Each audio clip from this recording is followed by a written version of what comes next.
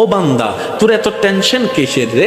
আমি আল্লাহ তো তোর জন্য আছি। সুবহানাল্লাহ, আমি আছি না তোর? আরে যার কেউ নাই তাই না টেনশন করে, যার টাকা নাই সে টাকা নিয়ে টেনশন করে, যার অভিভাবক নাই সে অভিভাবক নিয়ে টেনশন করে, যার মোবাইল নাই সে মোবাইল নিয়ে টেনশন করে। আরে আমি আল্লাহ তো আছি, তো আমি আল্লাহ তো আছি যিনি ইন্নাল্লাহা আলা কুল্লি শাইইন কাদির। আমি আল্লাহ রহমান তো আছি, আমি রহিম তো আছি, আমি গফফার তো আছি, আমি সত্তার তো আছি। সুবহানাল্লাহ, আমি গফফার তো আছি, আমি রাজ্জাক তো আছি। আর আমি থাকতে তোর টেনশন কি? বান্দা বলে যে কথা তো ঠিক, যার নাই সে এনে টেনশন করে। আমার আল্লাহ যদি আমার থাকে, আমার তো টেনশন করার দরকার। তার মানে আমি এতদিন টেনশন করেছি, আসলে আমি আমার আল্লাহকে রাখতে জানি নাই।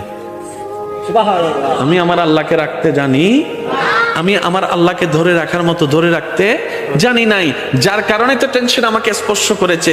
সেজন্য দেখবেন আল্লাহ ওয়ালা যারা হয়, মাথার উপর ছাদ নাই কিন্তু টেনশন ছাড়া মুখে হাসি আছে, পেটের মধ্যে খাবার নাই মুখের মধ্যে কিন্তু টেনশন ছাড়া হাসি আছে, যার উজ্জ্বল দৃষ্টান্ত এই পৃথিবীকে চাক্ষুষ ভাবে দেখিয়ে দিয়েছেন কারবালার ময়দানে ইমাম আলী মাকাম, ইমাম হুসাইন রাদিয়াল্লাহু তাআলা। সুবহানাল্লাহ, পরিবার সবাই শত্রুদের তীরের ভিতরে ছিল, তলোয়ারের ভিতরে ছিল, কাফেলার মধ্যে খাবার নাই কিন্তু মুখে কোনো টেনশন নাই, পানি নাই কিন্তু মুখে কোনো টেনশন নাই, পরিবার শহীদ হচ্ছে মুখে কোনো টেনশন নাই। জগৎ জিজ্ঞেস করে, ও ইমাম হুসাইন, এই কঠিন মুহূর্ত আপনি এত খুশি মনে আছেন কিভাবে? ইমাম হুসাইন উত্তর দেয়, আমার মাওলা তো আমার সাথে আছে, আমার টেনশন করার দরকার কি? বান্দারে, তোমার অন্তর যখন ব্যতীত হয়ে যায়, উপশম করার মতো কেউ থাকে না। দুঃখ ভুলার জন্য যখন তুমি তোমার আপনা মানুষের হাতটা ধরে দুঃখ ভুলার চেষ্টা করো, 2 দিন পরে দেখা যায় সে আপনা মানুষটাই অন্যের সাথে হাত মিলিয়ে তোমার সাথে প্রতারণা করে, তোমাকে ধোঁকা দেওয়ার চেষ্টা করে। কথা বলেন ঠিক কি না? বান্দারে, তুমি যখন অশ্রুসিক্ত নয়নে কান্না করতে থাকো, কার জন্য কি করেছি, কে আমার জন্য কি করেছে, সেই হিসাব মিলাতে মিলাতে বান্দা একবার দেখো না আমি রবের দিকে। সুবহানাল্লাহ, একবার তাকাও তোমার মনের চোখ দিয়ে আমি রবের দিকে। তুমি আমাকে ডাকো নাই কিন্তু আমি ফজরের নামাজ না পড়া সত্ত্বেও তোমাকে ফজরের নাস্তার ব্যবস্থা করে দিয়েছিলাম। সুবহানাল্লাহ, বান্দা তুমি আমার জমিনে দাঁড়িয়ে 1000 গুনাহ করেছো আমার আদেশ অমান্য করে, কিন্তু আমি তোমার পা ভেঙে দিই নাই, বরং হাঁটার জন্য শক্তি দিয়েছি। বান্দারে, তোমার প্রতিটা মুহূর্তে কেউ তোমার খেয়াল রাখে নাই, আমি রহমানের রহমত তোমার খেয়াল রেখেছে। সুবহানাল্লাহ, বান্দারে, তুমি যখন ব্যথিত হৃদয় নিয়ে রাতের অন্ধকারে রুমের মধ্যে কান্না করো যে কেউ নাই আমার পাশে, তখন আমি রব ডাক দিয়ে বলি, ইন্নাল্লাহা মা'না, আমি রব তোর সাথেই আছি। বলেন সুবহান। ফাযকুরুনি, তুই বান্দা আমাকে ডাকতে দেরি, আযকুরুকুম, সারা দিতে আমার দেরি হবে না। ফাযকুরুনি, বান্দা তুই আমাকে স্মরণ করতে দেরি, আযকুরুকুম, তোকে স্মরণ করতে আমার দেরি হবে না। এক কথায় ফাযকুরুনি, বান্দা অভাবে পড়ে তুই আমাকে স্মরণ কর, আযকুরুকুম, অভাব থেকে মুক্তি করার মাধ্যমে আমি তোকে স্মরণ করব। সুবহানাল্লাহ, ফাযকুরুনি, বান্দা বিপদে পড়ে তুই আমাকে স্মরণ কর, আযকুরুকুম, বিপদ থেকে উদ্ধার করে মাধ্যমে আমি তোকে স্মরণ করব। ফাযকুরুনি, অসুস্থ হয়ে তুই আমাকে স্মরণ কর, আযকুরুকুম, তোকে আমি নিরাময় দিয়ে স্মরণ করব। সুবহানাল্লাহ, ফাযকুরুনি, তুই ঋণে পড়ে আমাকে স্মরণ কর, আযকুরুকুম, আমি ঋণ মুক্তি দেওয়ার মাধ্যমে তোকে স্মরণ করব। ফাযকুরুনি, তুই পারিবারিক অশান্তির মাধ্যমে আমাকে স্মরণ কর, আযকুরুকুম, শান্তি দেওয়ার মাধ্যমে আমি তোকে স্মরণ করব। ফাযকুরুনি, বউয়ের অত্যাচার, স্বামীর অত্যাচার, এলাকার অত্যাচার, পরিবারের অত্যাচার, বাবা চাচা মামার অত্যাচারে তুই ধৈর্য ধরে আমাকে স্মরণ কর, আযকুরুকুম, বিজয়ের দেওয়ার মাধ্যমে আমি তোকে স্মরণ করব। আপনাকে আমাকে রবের দিকে নিয়ে যায়, যে কষ্ট আপনাকে আমাকে নামাজের সিজদার দিকে নিয়ে যায়, যে যন্ত্রণা আপনাকে আমাকে তাহাজ্জুদ নামাজের দিকে নিয়ে যায়, যে দুঃখ কষ্ট যন্ত্রণা আমাদেরকে আল্লাহর সবরের দিকে নিয়ে যায়, সেই দুঃখ কষ্ট বাহ্যিকভাবে দুঃখের হলো, পরকালের চোখ দিয়ে তাকালে দেখবেন প্রত্যেকটা জায়গায় নিয়ামত আর নিয়ামত। কেমন নিয়ামত? ওই দুঃখটা আসার কারণে আপনি ধৈর্য ধরেছেন, ধৈর্য ধরার কারণে আল্লাহর প্রিয় হতে শুরু করেছেন। ওই দনওয়ালা বেশিরভাগ পরিবারের সন্তানরা দেখবেন মা বাবাকে সম্মান করে না। দনওয়ালার বেশিরভাগ পরিবার, আমি সবার কথা বলছি না, বারবার বলছি, কিছু কিছু পরিবারকে দেখবেন আপনি যেখানে মেয়েরা কাপড়ে ঠিক থাকে না, সম্পর্কে ঠিক থাকে না,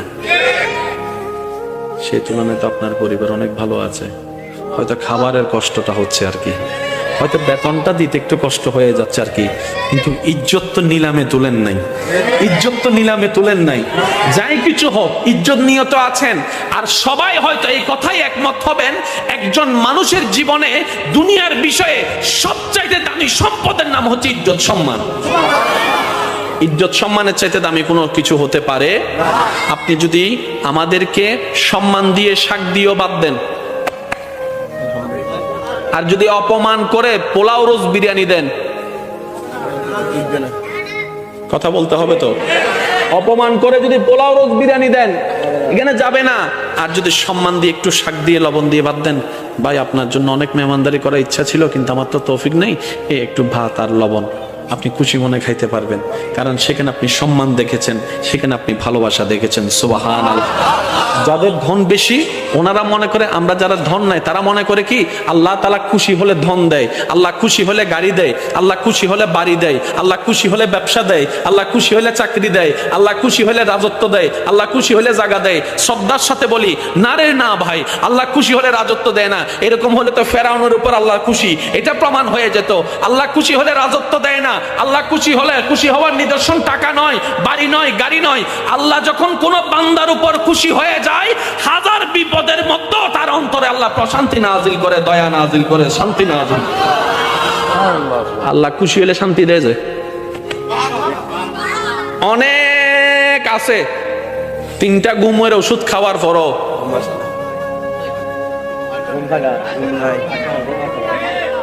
আরেকজন বাঙ্গা ঘরে থাকে, বাট্টা খাওয়ার পরে, নামাজ পড়ে বাট্টা খাওয়ার পরে যখন শুই, এবার বলেন সুখী কে, 10 তলাওয়ালা নাকি বাঙ্গা ঘরওয়ালা? আর একটু জোরে বলেন না। 10 কোটি টাকা ওয়ালা, জামাইয়ের সাথে বউয়ের দেখা হয় না, বউয়ের সাথে জামাইয়ের দেখা হয় না, এক টেবিলে কখন ভাত খাইছে খবরও নাই, কারণ স্বামী স্বামীর জায়গায় ব্যস্ত, স্ত্রী স্ত্রীর জায়গায় ব্যস্ত, ছেলে ছেলের রাজত্বে, মেয়ে মেয়ের রাজত্বে, সব আছে কিন্তু ওই যে একটা মায়া মহব্বত নাই। কারণ যা কিছু দরকার হয় হোয়াটসঅ্যাপে মেসেজ, পাপ্পা আমার এটা লাগবে, উনি এখান থেকে মেসেজ দেয়, ঠিক আছে ম্যানেজারকে বলে দিচ্ছি তুমি নিয়ে নিও। চেহারা যে দেখবে সেটা পর্যন্ত দেখা হয় না। অথচ আপনার সন্তানের একটা কলম লাগলো আপনার পিছনে 3 ঘন্টা করে, বাবা ও বাবা ও বাবা একটা কলম দাও না, ও বাবা একটা জুতা কিনে দাও না, ও বাবা একটা কাপড় কিনে দাও না। বাবা ডাকতো আপনি শুনেন, আব্বু ডাকতো শোনার শান্তি আপনি পেয়ে যাচ্ছেন এই গরিবী জিন্দেগির মধ্যে। সেজন্য মনে রাখবেন, গরিবিটাও পরীক্ষা, বড় লোকিটাও পরীক্ষা, বুঝার জন্য বড়, দন থাকাও পরীক্ষা, দন না থাকাও পরীক্ষা। কিন্তু আপনি যদি বেশিরভাগ নবী রাসূলের, আল্লাহর ওলিদের জীবনীকে খেয়াল করেন, ওনারা দেখবেন গরিবী জিন্দেগিকে থেকে আপন করে নিয়েছেন। কেন? বলে যে কোটিপতি হয়েও পরীক্ষা, গরিব হয়েও পরীক্ষা, দুইটার মধ্যে পার্থক্য আছে। যদি আমি কোটিপতি হয়ে পরীক্ষা দিই আমার হিসাব লম্বা হয়ে যাবে, আর আমি যদি গরিব হয়ে পরীক্ষা দিই আল্লাহর চাই বলবো আল্লাহ দাওই নাই কিছু, পরীক্ষা দিব কি? ও নবী, আপনি যদি চান আমি উহুদ পাহাড়কে স্বর্ণের পাহাড় বানাই দিতে রাজি। নবী বলে যেন আল্লাহ এটা আপনার বড় দয়া, কিন্তু আমি নিব না। সুবহানাল্লাহ বলেন না। আল্লাহ বলে যে ও নবী, আপনি যদি চান ডেইলি 4 বেলা জান্নাত থেকে খাবার আমি আল্লাহ পাঠাবো, এটা আমার জন্য কোনো ব্যাপারই না। নবী বলে যে আল্লাহ আপনি দয়া করেছেন, আমি খুশি হয়েছে, কিন্তু এটা আমি নিব না। এত কিছু থাকার পরও নবী বলতেছেন যার যা আছে নিয়ে আসো। জগৎ বলে যে কি রে, নবীর ভান্ডারে তো কমতি নাই, আল্লাহকে বললে তো সব পাঠাই দিচ্ছে। নবী বলে যে না, আল্লাহ দয়া করে দিয়েছেন সত্য, আমি একটু আমার সাহাবাদেরকে করার সুযোগ দিচ্ছি, ইসলামের জন্য ত্যাগ দেওয়ার সুযোগ দিচ্ছি, যেন তাদের সেই চরিত্রটা পরবর্তী উম্মতরা দেখে যেন বুঝতে পারে ইসলামের জন্য সাহাবায়ে কেরাম কতটুকু দেওয়ার চেষ্টা করেছেন, করার চেষ্টা করেছেন। সুবহানাল্লাহ। আল্লাহর নবী বলে আমার আল্লাহ আমাকে শুধু এক জায়গার ভিক্ষুক রাখছে আর সব জায়গায় বাদশাহী দিয়েছেন। নবী বলে আমি মুস্তাফা শুধু আল্লাহর দরবারে ভিক্ষুক, আর সব জায়গায় আমার আল্লাহ আমাকে বাদশাহী দান করেছেন, ইমামুল আম্বিয়া বানিয়ে দিয়েছেন। ও নবী, সাবি ব্যবহার করেন না, দয়া করে দিয়েছে, আমি রেখে দিয়েছি। নবী আপনি ব্যবহার করবেন না? ওই করব তো। ও নবী কখন করবেন? ওই হাসরের ময়দানে। ইয়া রাসূলুল্লাহ হাসরের ময়দানে ব্যবহার কিভাবে করবেন? তখন নবী বলে যে হাসরের ময়দানে আমার গুনাহগার উম্মত যখন জাহান্নামে চলে যাবে, তখন আমি আল্লাহর দরবারে সিজদায় গিয়ে বলবো, আল্লাহ তুমি আমাকে এটা দিয়েছো, আমি নিই নাই, এটার বদলতে আমার উম্মতকে জান্নাত দান করো, আমার উম্মতকে জান্নাত দান করো। আল্লাহ তুমি স্পেশাল দোয়ার ব্যবস্থা করেছো, অন্যান্য নবীরা দোয়া ব্যবহার করেছেন, আমি দোয়াটা রেখে দিয়েছি হাসরের ময়দানে আমার গুনাহগার উম্মতকে জাহান্নামী থেকে জান্নাতে বানানোর জন্য। সুবহানাল্লাহ। আর একটু জোরে বলেন না সুবহানাল্লাহ। কি সৌভাগ্য আমাদের, ওই দয়াল নবীর উম্মতের খাতায় আপনি আমি নাম লেখাইতে পারছি। আজকে একটা কথা মনে রাখবেন, সারা পৃথিবীর সমস্ত জ্ঞানী ব্যক্তি 10,000 কোটি বছর ওয়াইজ করে বক্তব্য দিয়ে কিতাব লেখে যতটুক জ্ঞানের পাহাড় হবে, সমস্ত কিছু কোরআনে আল্লাহ তাআলা এক শব্দে শেষ করে দেন। আরেকটু জোরে বলেন না। কোরআনের মুজিজাটাই ভিন্ন। 10,000 কোটি মানুষ 10,000 কোটি বছর ওয়াইজ করো, সে জ্ঞানের পাহাড় আনতে পারবে না। আল্লাহ এক শব্দে যেটা বুঝাই দিবে। আল্লাহ বলেছেন ইন্না আতাইনা কাল কাউসার, ইন্না আতাইনা কাল কাউসার। তিনটা শব্দের ভিতরে শত শত বছর ওলামায়ে কেরামের জীবন পার হয়ে গিয়েছে। কেউ কিতাবের লিখনির মাধ্যমে, কেউ তাফসীরের মাধ্যমে, কেউ তাশরীহের মাধ্যমে, কেউ ওয়াইজের মাধ্যমে, কেউ বক্তব্যের মাধ্যমে, কেউ ক্লাসের মাধ্যমে শত শত বছর পার হওয়ার পরও আজকের ওলামায়ে কেরামকে জিজ্ঞেস করেন, হুজুর এবার আপনার সিদ্ধান্ত কি? ইন্না আতাইনা কাল কাউসারের কামা হক্কুহু মুকাম্মিল তাফসীর কি শেষ হয়েছে? হুজুর বলবে এখনো শেষ হয় নাই, কিয়ামত পর্যন্ত শেষই হবে না। বলেন সুবহানাল্লাহ। এটা হচ্ছে কোরআনের বড় সৌন্দর্যতা। সুবহানাল্লাহ। এই দেখেন, কষ্ট হচ্ছে না তো আপনাদের? প্রত্যেকটা বান্দার কাছে আল্লাহ পাক নামাজের হিসাব নিবে না? বলেন না, নিবেন না? রোজার হিসাব আল্লাহ তাআলা কিন্তু শুকরিয়ার হিসাবও নিবে। কি কি শুকরিয়া করছস বল। এবার চোখে দিয়েছেন কে? আল্লাহ। তো দেখতে পারাটা আল্লাহর রহমত, আল্লাহর নিয়ামত, তাহলে শুকরিয়া আদায় করতে হবে। ঠিক আছে? বলতে পারা আল্লাহর নিয়ামত, তাহলে শুকরিয়া করতে হবে। শুনতে পারা আল্লাহর নিয়ামত, এভরিথিং আল্লাহর নিয়ামত, শুকরিয়া করতে হবে। তাহলে এখন কি হবে জানেন? 24 ঘন্টা আমাদের কি করতে হবে? আল্লাহ, যতক্ষণ জাগ্রত থাকবো, চোখে দেখতেছি, আল্লাহ চোখের ফলক খুলছে, তোমার দয়া, আলহামদুলিল্লাহ। চোখ বন্ধ করছি, তোমার দয়া, আলহামদুলিল্লাহ। হাঁটতেছি, তোমার দয়া, আলহামদুলিল্লাহ। বসতেছি, তোমার দয়া, আলহামদুলিল্লাহ। খাইতেছি, তোমার দয়া, আলহামদুলিল্লাহ। বুক খেসতেছি, তোমার দয়া, আলহামদুলিল্লাহ। ফেটে গেছে, তোমার দয়া, আলহামদুলিল্লাহ। তো একটা বান্দা যদি 24 ঘন্টা শুধু আলহামদুলিল্লাহ বলার থাকে, সংসার করবে কখন? বুঝতে পারি না মনে কথা। সে ব্যবসা করবে কখন? সে চাকরি করবে কখন? সে কাস্টমারের সাথে যে কথা বলবে কখন? কারণ আল্লাহ পাক বলেছেন ফাশকুরুলি, আমার শুকরিয়া করতে থাকো। ইসলাম কত চমৎকার দেখেন। এই 24টা ঘন্টার প্রত্যেকটা নিয়ামতের শুকরিয়া যদি আলাদা আলাদা ভাবে করতে হয়, 24 ঘন্টার প্রত্যেকটা সেকেন্ড শেষ হয়ে যাবে। ব্যবসা করা হবে, একটু জোরে বলতে হবে, চাকরি করা হবে, হাঁটা হবে, বসা হবে, বিবাহ করা হবে, সংসার করা হবে, ফ্লাইট চালানো হবে, কিচ্ছু করা যাবে না। তো নবী রাহমাতুল্লিল আলামিন বলছেন, আল্লাহ 24 ঘন্টা যদি আমার উম্মত শুকরিয়া করতে থাকে, সে চাষ করবে কখন? বলেন না ভাইয়া, সে কাজ করবে কখন?